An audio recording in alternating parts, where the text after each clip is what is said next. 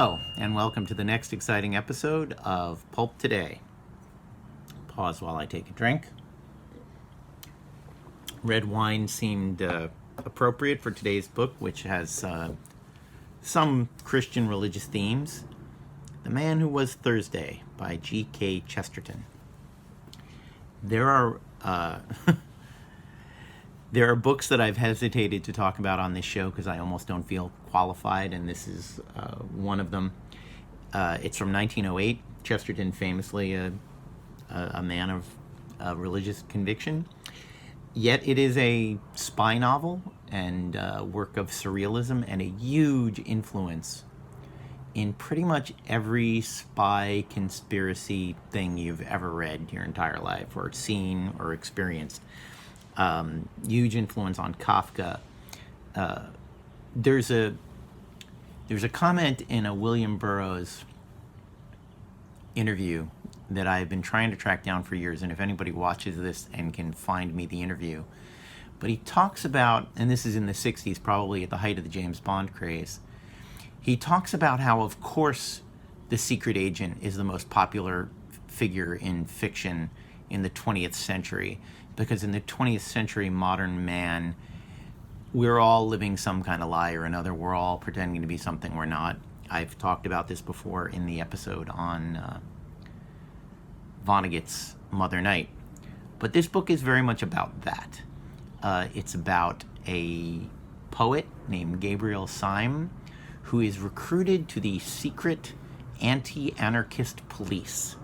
And this is at a time, again, 1908, political upheaval. Anarchy was sort of how the word terrorist lands on someone's ears today is how the word anarchist would land on someone's ears in 1908.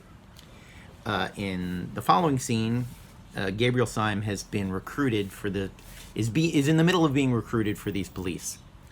And he's talking to a policeman who is not named. And the policeman says, "I don't know what you're doing, but you're wasting your life. You shall join our special army against anarchy. Their armies are on our frontiers. Their bolt is ready to fall. A moment more, and you may lose the glory of working with us, perhaps the glory of dying with the last heroes of the world." "It's a chance not to be missed, certainly," assented Syme. "But I still do not quite understand. I know as well as anybody that the modern world is full of lawless little men and mad little movements. But beastly as they are, they generally have the one merit of disagreeing with each other. How can you talk of their leading one army or hurling one bolt? What is this anarchy?" "Do not confuse it," replied the constable, "with those chance dynamite outbreaks from Russia or from Ireland, which are really the outbreaks of oppressed, if mistaken, men. This is a vast philosophic movement, consisting of an outer and an inner ring. You might even call the outer ring the laity and the inner ring the priesthood. I prefer to call the outer ring the innocent section, the inner ring the supremely guilty section. The outer ring, the main mass of their supporters, are merely anarchists, that is, men who believe that rules and formulas have destroyed human happiness. They believe that all the evil results of human crime are the results of the system that has called it crime. They do not believe that the crime creates the punishment. They believe that the punishment has created the crime. They believe that if a man seduced 7 women, he would naturally walk away as blameless as the flowers of spring. They believe that if a man picked a pocket, he would naturally feel exquisitely good. Those I call the innocent section." "Oh," exclaimed Syme. "Naturally, therefore, these people talk about a happy time coming, the paradise of the future, mankind freed from the bondage of vice and the bondage of virtue, and so on. And so also the men of the inner circle speak, the sacred priesthood. They also speak to applauding crowds of the happiness of the future, of mankind freed at last. But in their mouths," and the policeman lowered his voice, "in their mouths these happy phrases have a horrible meaning. They are under no illusions. They are too intellectual to think that man upon this earth can ever be quite free of original sin and the struggle, and they mean death. When they say that mankind shall be free at last, they mean that mankind shall commit suicide. When they talk of paradise without right or wrong, they mean the grave. They have but two objects, to destroy first humanity and then themselves. This is why they throw bombs instead of firing pistols. The innocent rank and file are disappointed because the bomb has not killed the king. But the high priesthood are happy because it has killed somebody. "How can I join you?" asked Syme with a sort of passion.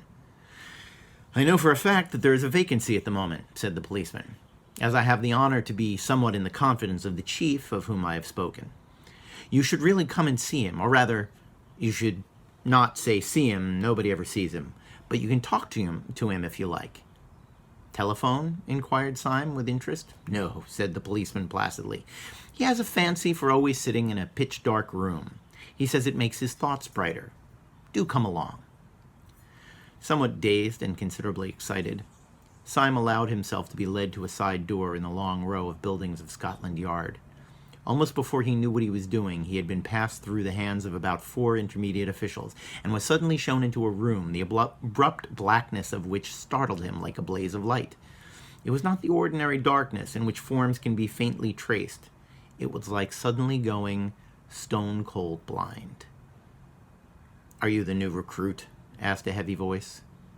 And in some strange way, though there was not the shadow of a shape in the room, Syme knew 2 things. First, that it came from a man of massive stature, and second, that the man had his back to him. "Are you the new recruit?" said the invisible chief, who seemed to have heard all about it. "All right, you're engaged." Syme, quite swept off his feet, made a feeble fight against this irrevocable phrase. I really have no experience," he began. "No one has any experience," said the other, "of the Battle of Armageddon." "But I'm really unfit." "You are willing. That is enough." "Well, really," said Syme, "I don't know any profession of which mere willingness is the final test." "I do," said the other. "Martyrs, I am condemning you to death. Good day." Thus it was, when Gabriel Syme came out again into the crimson light of evening in his shabby black hat and shabby lawless cloak, he came out a member of the new detective corps for the frustration of the great conspiracy. Acting under the advice of his friend the policeman, who was professionally inclined to politeness, he trimmed his hair and beard, bought a good hat, clad himself in an exquisite summer suit of light blue gray, with a pale yellow flower in the buttonhole, and in short became that elegant and rather unsupportable person whom Gregory had first encountered in the little garden of Saffron Park.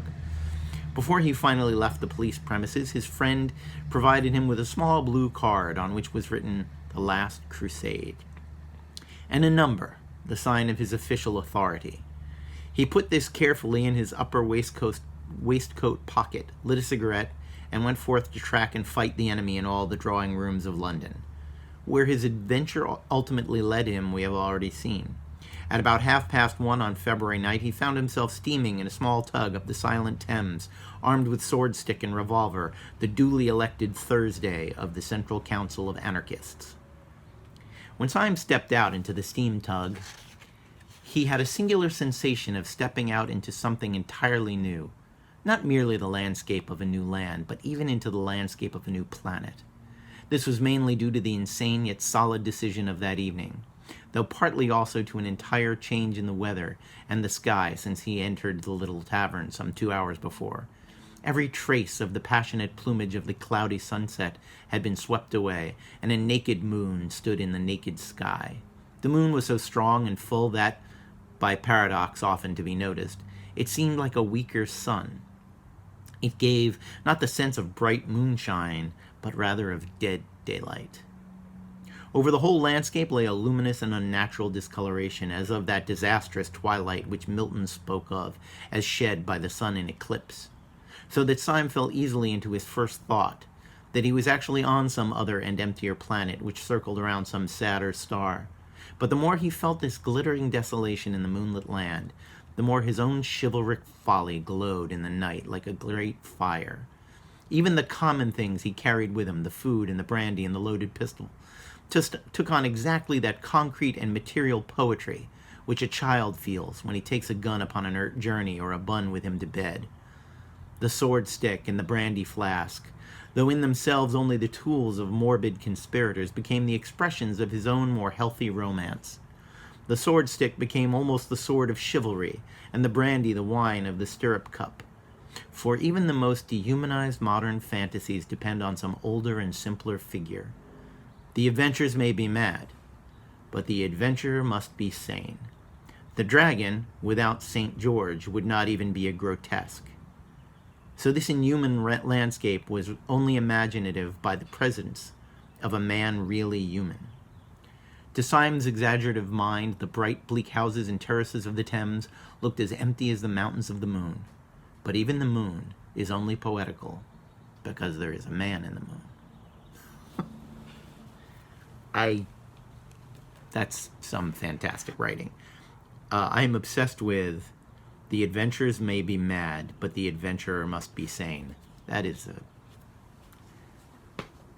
those are words to live by, and I think a defining quality in a certain kind of work. You can trace The Man Who Was Thursday through Kafka, through James Bond. The Prisoner feels a lot like The Man Who Was Thursday.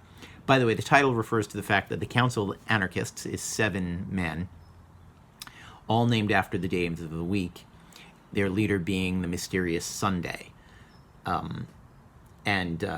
What came before that scene, which is essentially a flashback within the novel, is Syme getting himself elected to the vacant seat on the Council of Days, the Anarchist Council.